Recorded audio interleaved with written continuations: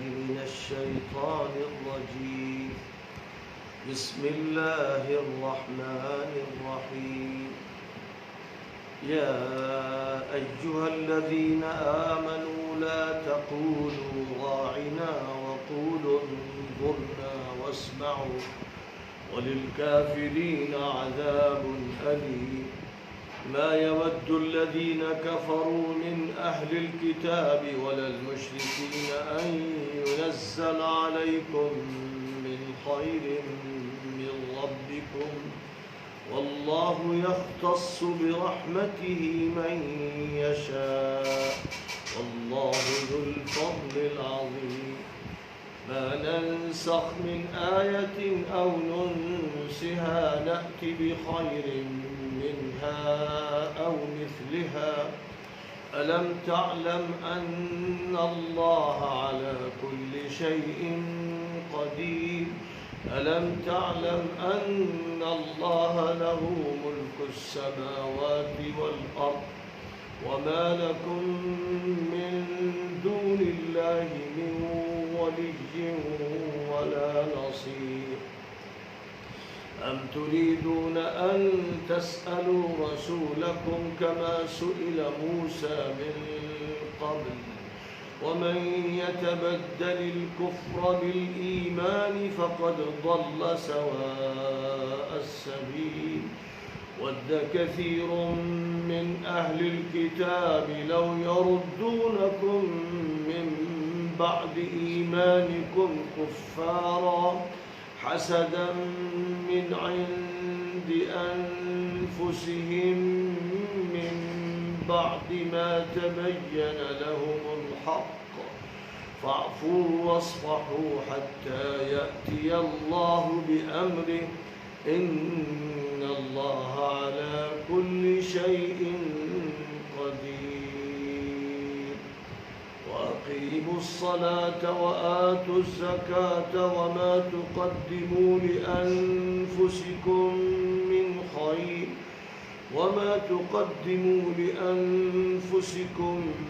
من خير تجدوه عند الله إن الله بما تعملون بصير.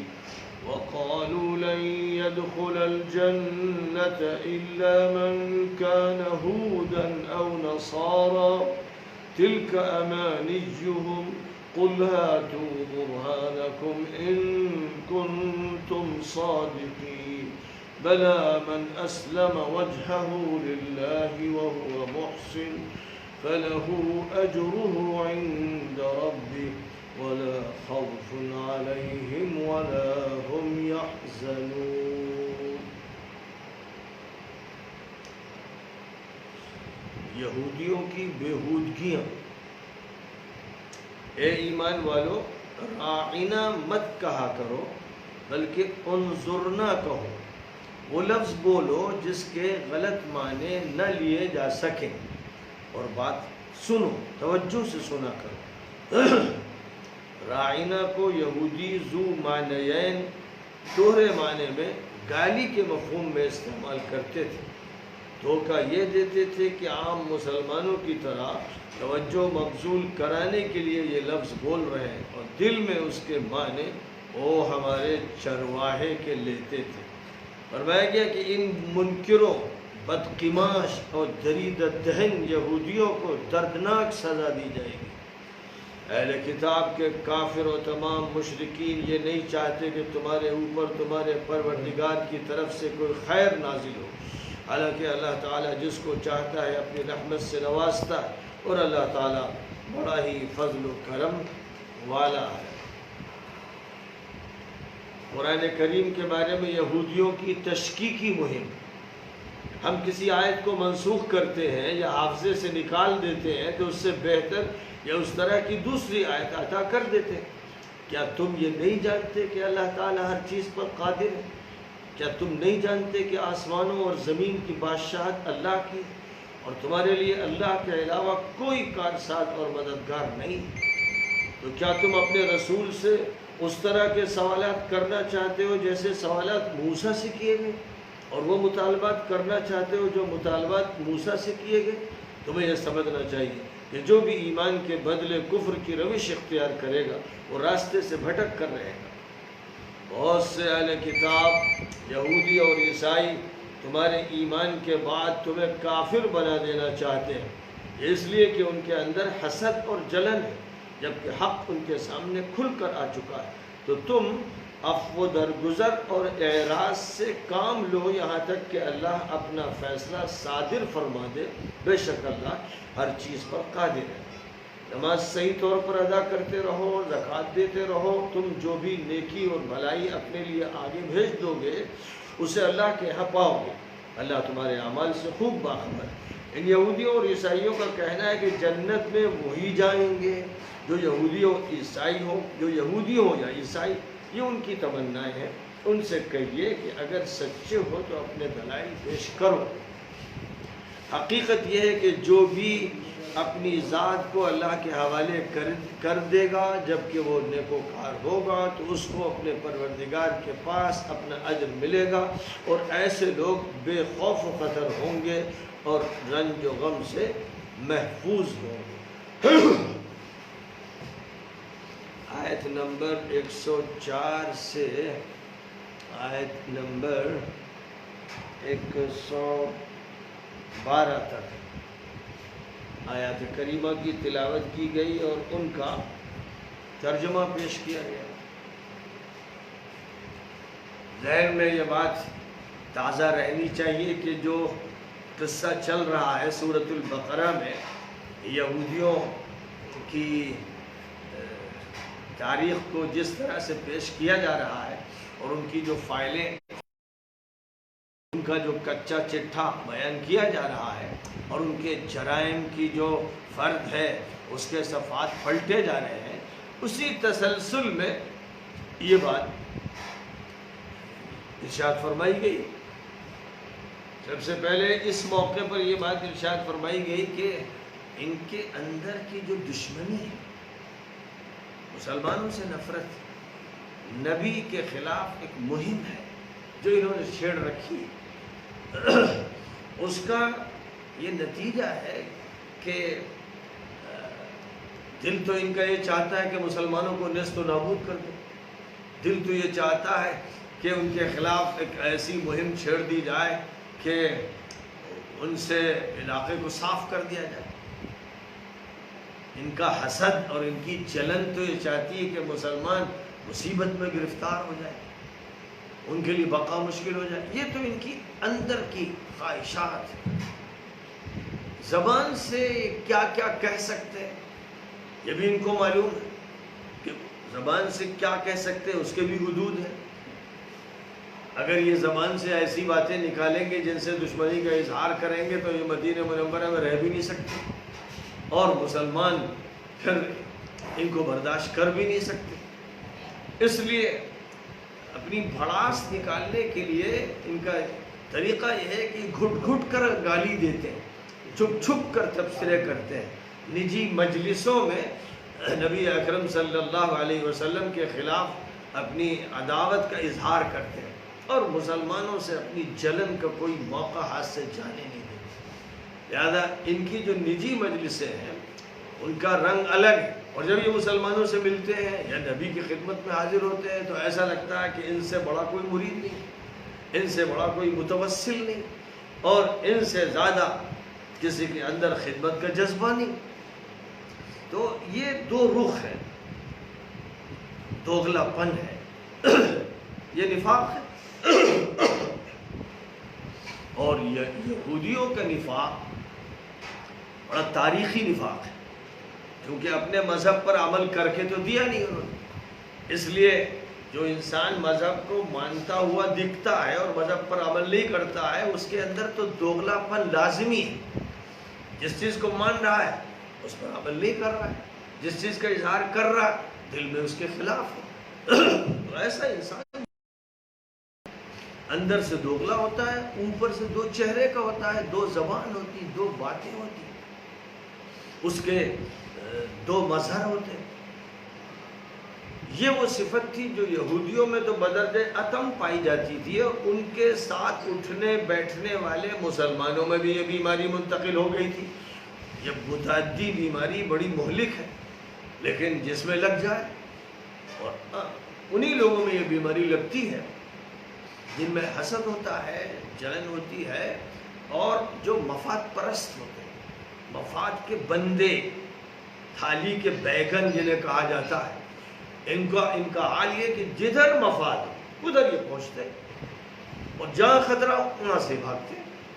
تو مسلمانوں میں جو منافق تھے حضور اکرم صلی اللہ علیہ وسلم کے زمانے میں، تو جو اعتقادی منافق تھے ان کا بھی حضور کو علم تھا، اور جو عملی منافق تھے وہ تو آج تک ہے اور ہر جگہ ہے، اور بہت بڑی تعداد میں، اکثریت انہی کی ہے۔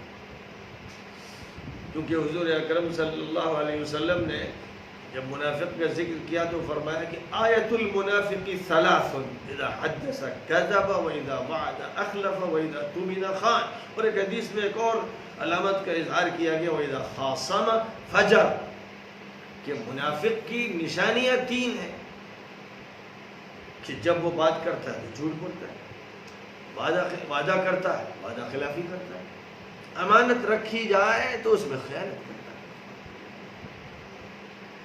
غبن کرتا ہے، دھوکہ دیتا ہے، حرام پیسہ کھا لیتا ہے، بتاتا کچھ ہے کرتا کچھ ہے۔ یہ سب نفاق کی شکل ہے۔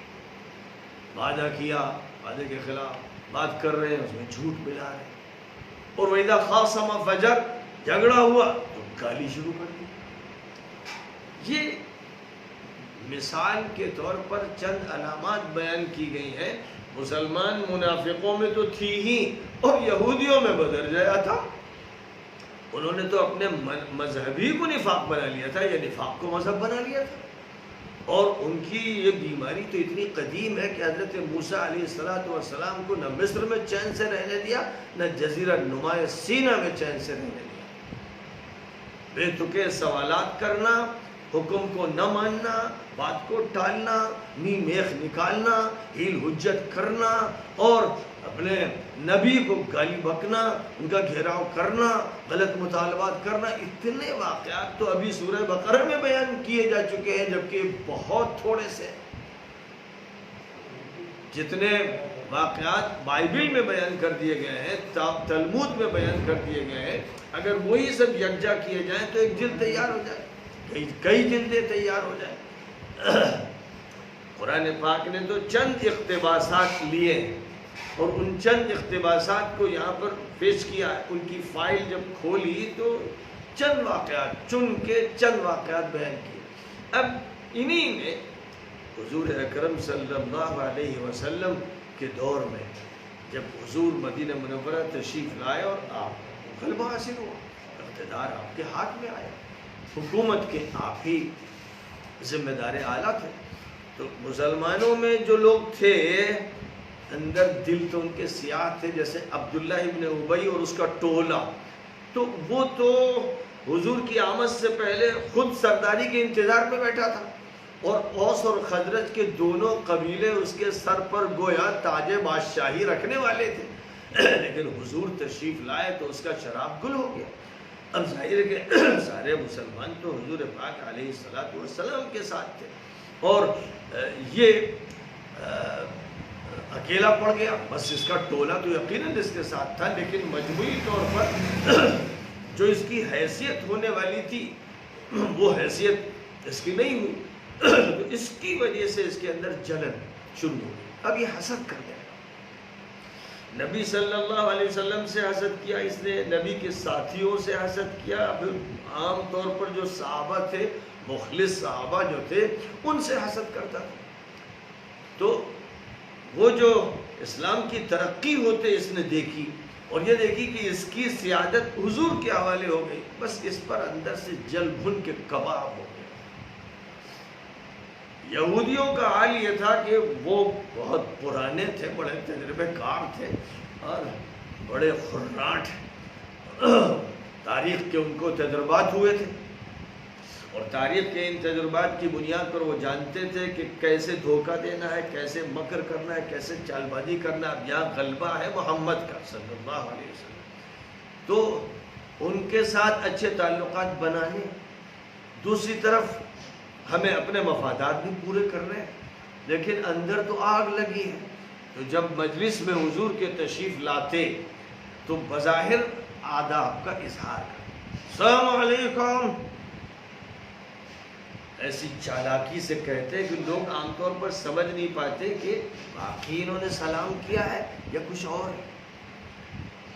قرآن پاک میں اور حدیثوں میں ان کی باتیں کھول دی گئی، پہلے قرآن میں کھولی گئی پھر حدیثوں۔ صحابی آ رہے ہیں، السلام علیکم یا رسول اللہ، اے اللہ کے رسول آپ کے لیے سلامتی ہو۔ یہودی آ رہا ہے، السلام علیکم، وہ کہہ رہا ہے السلام علیکم، اس طرح کہہ رہا ہے کہ یہ سمجھا نہ جا سکے السلام کہہ رہا ہے یا السلام کہہ رہا ہے۔ ہمارے یہاں بہت سے لوگ بھول میں اور نادانی میں اور صحیح لب و لہجہ نہ ہونے کی وجہ سے یعنی السلام لام پوری طرح واضح نہیں ہوتا، السلام علیکم، تو السلام کے معنی ہوتے ہیں موت کی، موت کی، السلام علیکم تجھے موت آئے، مر جائے تو۔ یہ بات وہ کہنا چاہتے تھے جو کھل کے کہہ نہیں سکتے تھے، اس طرح کہتے تھے کہ یہ سمجھے لوگ جو بھی مجلس میں کہ یہ السلام علیکم کہہ رہے ہیں، جیسے ہم لوگ سلام کر رہے ہیں ایسے ہی لوگ بھی سلام کر رہے ہیں۔ ایک تو یہ ہوا، اب مجلس میں آ گئے، بیٹھ گئے، مسلمان بیٹھے ہو، یہ یہودی بھی آ رہے ہیں، یعنی مجلس میں بھی شریک ہو رہے ہیں۔ ذرا آپ غور فرمائیے اندر سے کتنے فتین اور بدماش اور یہ پلاننگ کرنے والے کہ مسلمانوں کو ان کے دین سے ہٹا دیا جائے، اور تشکیکی مہم چلانے والے اور اس کے لیے باقاعدہ یہ پلاننگ کرنے والے کہ اپنے لوگوں کو انجیکٹ کرتے تھے کہ جا کے تم لوگ مسلمان ہو جاؤ، اور اس کے بعد شام تک اپنے کفر کا اظہار کرنا کہ بھائی میں تو گیا تھا یہ سمجھ کر کہ اسلام بہت اچھا اور نبی بہت اچھے، لیکن اندر گھس کے پتہ چلا کہ سب گڑبڑ ہے، اس لیے میں باہر آ گیا۔ یہ اس کا بھی تذکرہ قرآن پاک میں کیا گیا ہے۔ یہ بدماش ایسے تھے کہ یہ بھی کرتے تھے، مجلس میں بھی آتے تھے، اور مجلس میں کبھی کبھی تو نوبت اس کی آتی تھی کہ حضور کے سامنے جھک جاتے، بالکل فرشی سلام کرتے ہوئے پیر پکڑ کے چومنے لگتے۔ حضور فرماتے کہ نہیں ہٹو ہٹو، یعنی حضور اجازت دیجئے کہ آپ کے قدم بوسی کریں۔ دست بوسی کرتے، قدم بوسی کرنے کا مظاہرہ کرتے، اور اندر سے جلتے اور دشمنی پر آمادہ رہتے۔ اب مجلس میں گفتگو حضور فرما رہے ہیں، تو گفتگو کے دوران کسی صحابی کو کوئی بات سمجھنی ہے تو وہ کہتے راعنا یا رسول اللہ، حضور ذرا توجہ فرمائیں، حضور ذرا توجہ فرمائیں۔ انگلش میں جیسے کہتے ہیں کہ I beg your pardon، ذرا توجہ فرمائیں، ایکسکیوز می، یہ مہذب الفاظ استعمال کیے جاتے ہیں توجہ مبذول کرانے کے لیے۔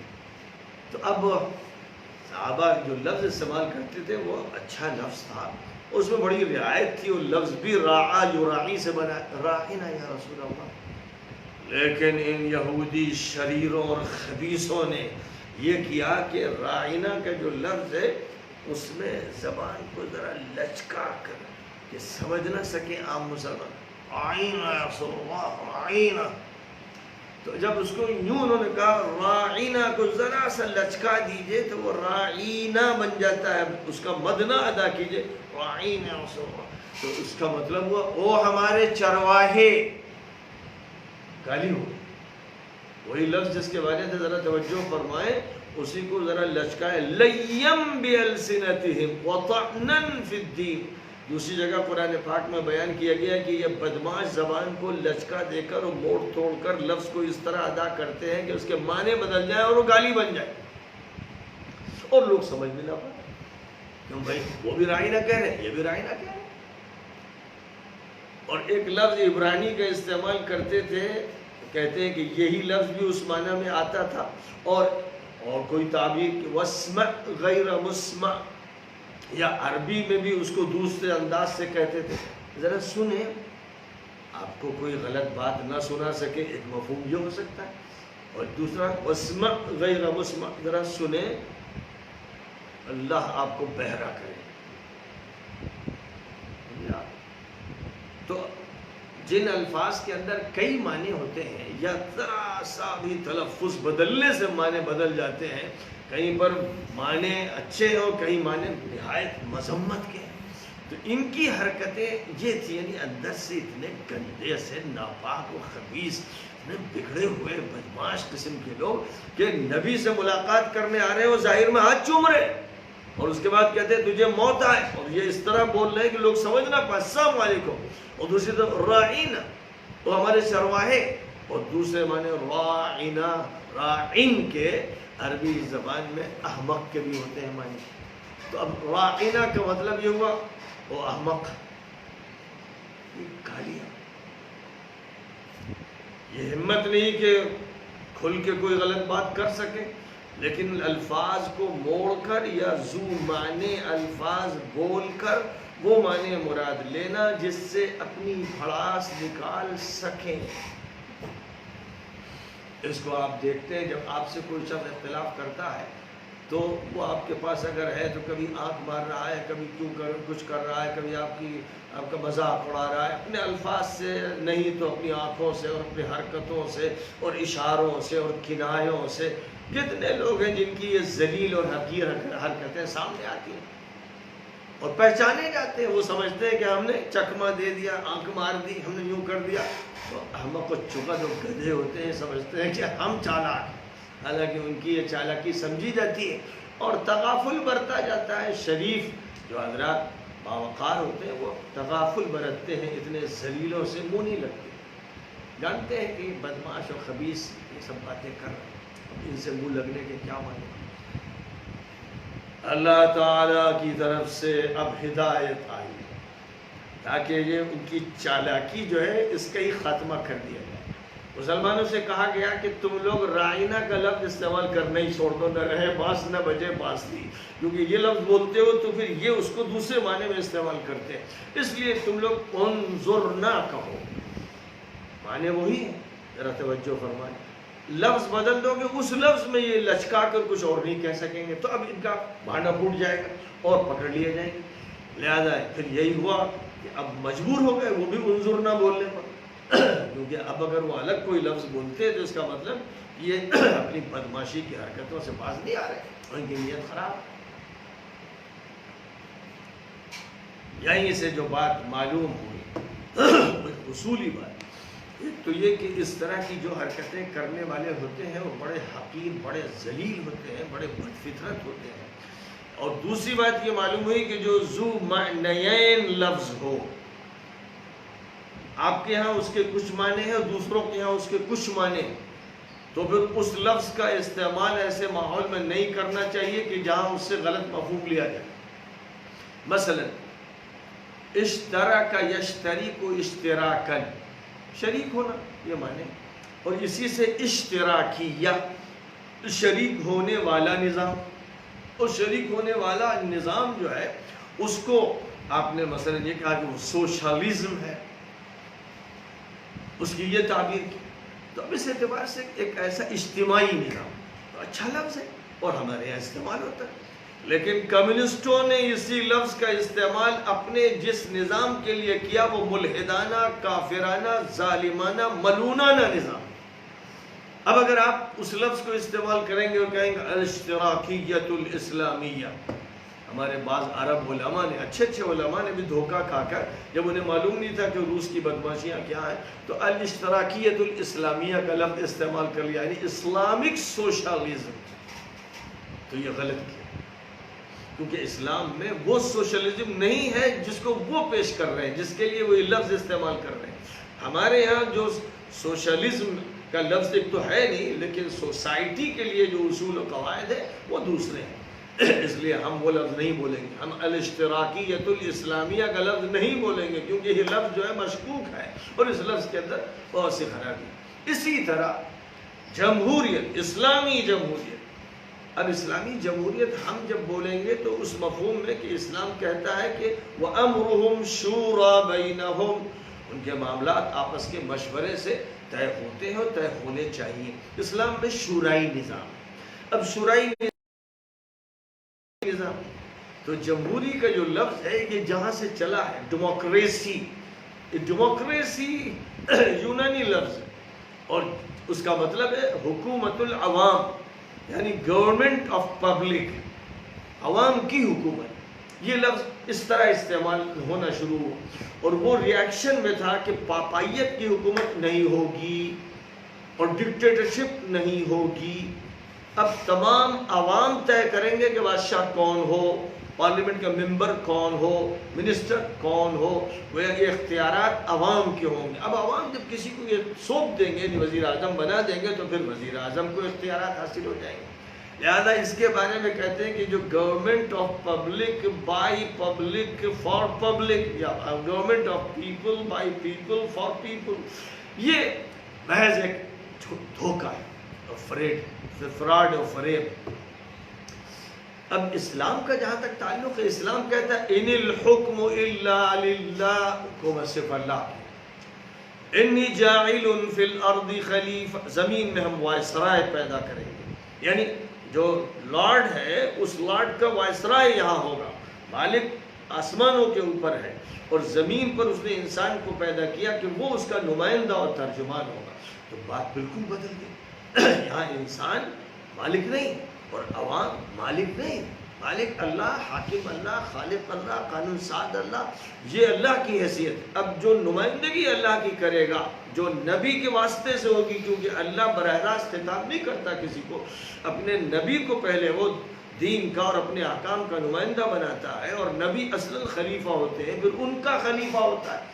جیسے ابو بکر خلیفۃ رسول اللہ صلی اللہ علیہ وسلم تھے، اور رسول اللہ کی جو پوزیشن تھی وہ یہ کہ وہ خلیفۃ اللہ تھے، بالکل الگ ہے نقطہ نظر۔ اس لیے اس لفظ کے استعمال سے بچیے جس لفظ کا جو پس منظر ہے وہ کافرانہ و منکرانہ ہے، اور وہ ایک ایسے ماحول کا پس منظر ہے جہاں مذہب کو نقصان پہنچایا گیا اور مذہب چل نہیں سکا، اس لیے اس ریاکشن میں آپ کو نہیں آنا ہے۔ اسی طرح مثلا سیکولرزم، اب یہ لفظ تو جس مفہوم میں بولا جاتا ہے اس مفہوم سے اسلام تو اتفاق کرتا ہی نہیں، لیکن جہاں مشترک آبادی ہوتی ہے اور وہاں سیکولرزم کو قانون کی بنیاد بنایا جاتا ہے تو وہاں ٹھیک ہے، وہاں اس معاہدے کی بنیاد پر ہم بھی اس سیکولرزم کی تائید کرتے ہیں، اس معنی میں کرتے ہیں کہ ہم پر کوئی دوسرا مذہب مسلط نہ کیا جائے، اس لیے ہم وہاں پر سیکولرزم کی تائید کرتے ہیں۔ لیکن جہاں اسلامک اسٹیٹ ہوگی وہاں ضروری ہوگا کہ اللہ کا قانون چلے، نبی کا قانون چلے، شریعت کا قانون چلے، وہاں سیکولرزم نہیں ہوگا، کیونکہ سیکولرزم کا مطلب یہ ہوتا ہے کہ لا دینی نظام۔ تو لا دینی نظام تو اسلام میں جائز ہی نہیں، کیونکہ اسلام میں ہمارا دین پرسنل افیئر نہیں ہے، ہمارا دین عقیدہ بھی ہے، معاملات بھی ہے، سیاست بھی ہے، حکومت بھی ہے، تعلیم بھی ہے، تربیت بھی ہے، جتنے بھی زندگی کے پہلو ہیں اور شعبے جات ہیں سب اسلام کے نظام میں شامل ہیں، داخل ہیں۔ بس یہیں سے یہ بات بتانی ہے کہ جن الفاظ کے الگ الگ معنی استعمال ہوتے ہیں ہم کو انہیں استعمال کرنے میں بہت احتیاط کرنی چاہیے۔ اصل تو یہ ہے کہ ان کا استعمال ہی نہیں کرنا چاہیے، اور اگر کبھی ہم کو کرنا پڑ جائے تو پھر اس کی توضیح کرنی چاہیے تاکہ کوئی غلط فہمی اسلام کے نظام کے بارے میں باقی نہ رہنے پائے۔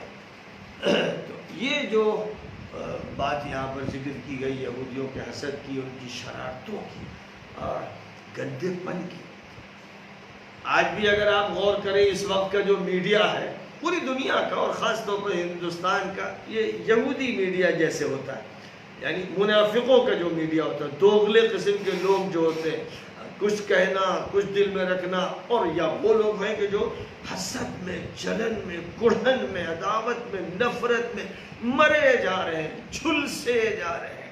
اب ظاہر ہے کہ اندر ایک آگ لگی ہوئی ہے، اب اندر جو آگ ہے اس آگ کا سے جو پھینک نکل رہا ہے وہ زبان سے نکل رہا ہے۔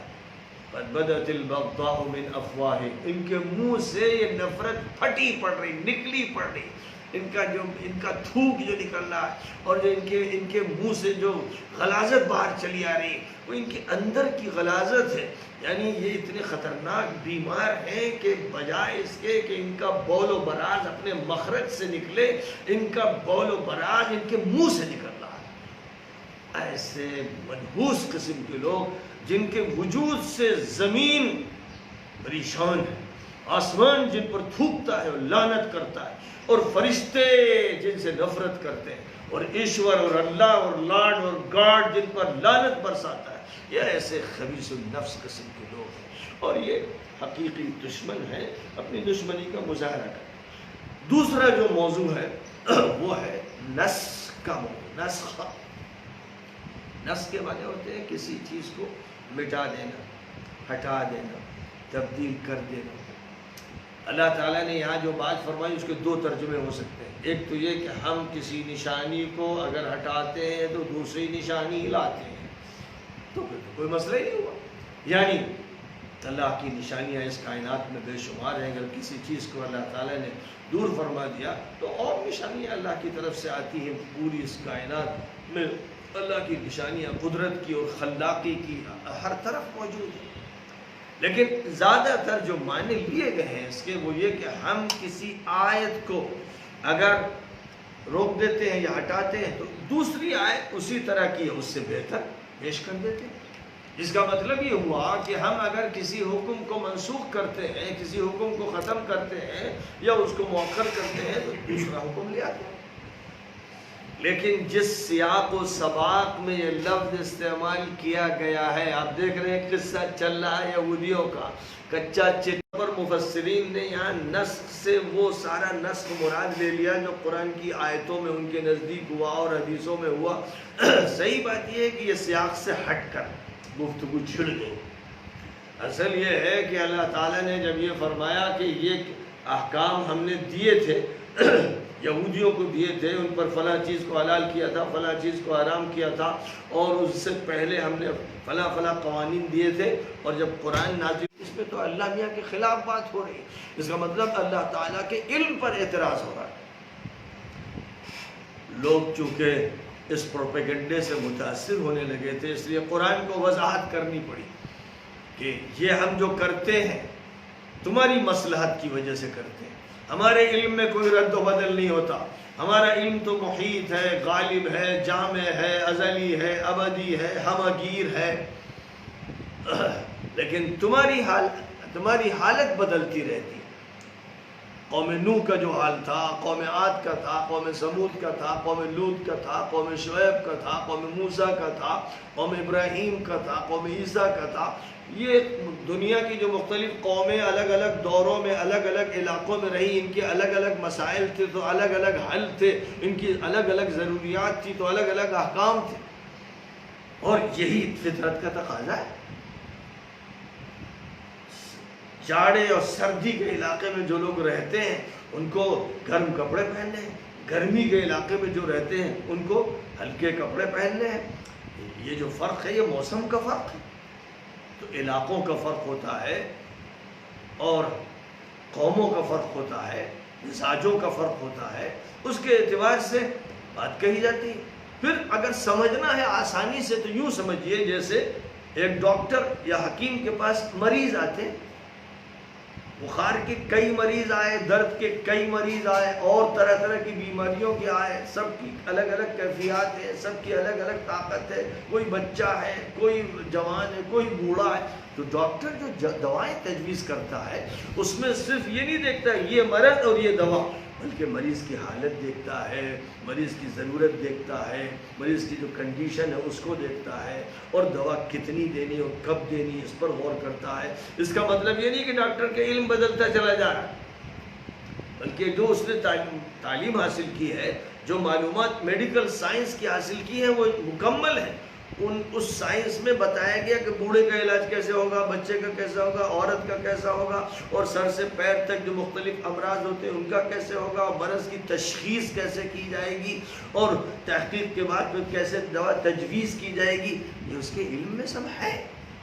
حالانکہ ظاہر ہے کہ انسان کی مثال اللہ کے لیے نہیں دی جاتی، لیکن بات صرف سمجھانے کے لیے یہ بات پیش کی جاتی۔ بس یوں ہی سمجھ لیجئے کہ اللہ تعالیٰ انسانوں کی صورتحال کو سامنے رکھتے ہوئے اور حالات کی صورتحال کو اور قوم اور جغرافیہ اور مختلف ادوار کو سامنے رکھتے ہوئے جو بھی مناسب اور بہتر حل ہوتا ہے، جو مناسب مسئلہ ہوتا ہے، جو مناسب حکم ہوتا ہے، وہ عطا فرماتا ہے۔ یہ بات ہے جو یہاں پر کہی گئی ہے، جس کو یہودی پروپیگنڈے کا موضوع بنا کر بگاڑنے کی کوشش کر رہے ہیں۔ گویا مسلمان جب یہ مانتے ہیں کہ نسخ ہوتا ہے تو وہ اللہ میاں پر الزام لگاتے ہیں۔ یہ بالکل فضول بکواس ہے جس کی کوئی حقیقت نہیں۔ اللہ کے علم میں کوئی کمی نہیں، ہمارے حال میں کمی یا بیشی ہوتی ہے جس کی بنیاد پر اللہ ہماری مصلحت کے تقاضے سے دوا تجویز کرتا ہے یا کوئی حل بتاتا ہے۔ اور مسلمانوں سے یہ کہا گیا ہے کہ بہت چوکنا رہنا، یہ یہودی جو ہیں تمہارے اندر بھی مرض منتقل کر دیں گے، خود بہت ہی بگڑے ہوئے لوگ ہیں اور بہت گلیئر اور بڑے گندے اور ناپاک، بے ادب اور حسد کرنے والے، تم ان کے ساتھ اٹھو بیٹھو گے تو پھر یہ بھی تم کو بگاڑ دیں گے، کیونکہ ان کی تو کوشش ہی یہ ہے کہ تم کو دین سے ہٹا دیں۔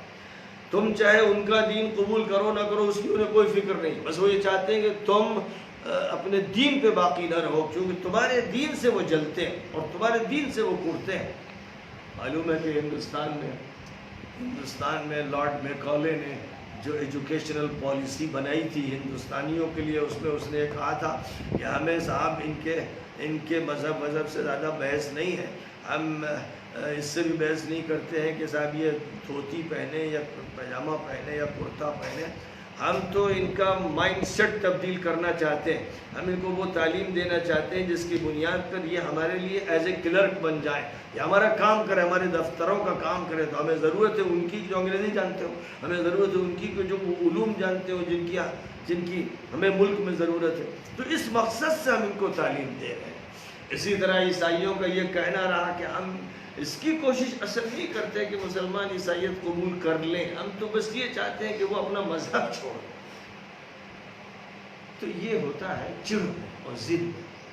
آج ہمارے یہاں بھی ہم دیکھ رہے ہیں، اپنی آنکھوں سے دیکھ رہے ہیں، روزمرہ کے تجربات کر رہے ہیں کہ کوشش یہی ہو رہی ہے کہ جو تحریک اور تنظیم اور جماعت سب سے زیادہ مسلمانوں پر اثر رکھتی ہے اور جس نے سب سے زیادہ رول پلے کیا، سب سے زیادہ کام کیا، سب سے زیادہ ریفارم کی، اس نے محنت کی اور گلی گلی اور کوچہ کوچہ اور گھر گھر ہر جگہ جس نے پہنچ کر ایک زبردست قسم کی اصلاحی اسکیم چلائی ہے، اس کو ٹارگٹ کرنا ضروری ہے۔ کیونکہ اگر اس کو ہم نے ٹارگٹ کر لیا تو یوں سمجھیے کہ انسانی جسم میں دل کو ٹارگٹ کر لیا۔ تو یہ دشمنوں کی ہمیشہ چالیں رہی ہیں۔ تو ان میں کیا کرنا چاہیے؟